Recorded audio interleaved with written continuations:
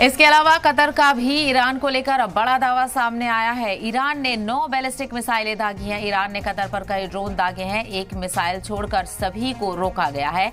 Iran की एक missile खाली जगह पर गिर गई है।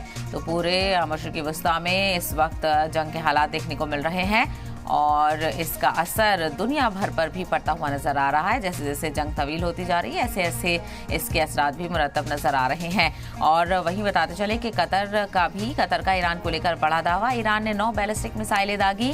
ईरान ने कतर पर कई ड्रोन भी दागे हैं। एक मिसाइल छोड़कर सभी को कतर की तरफ से रोका गया है। ईरान की एक मिसाइल खाली जगह पर गिरी है। तो ईरान की तरफ से कतर पर भी हमले किए जा रहे हैं। ईरान ने 9 बैलिस्टिक मिसाइलें दागी।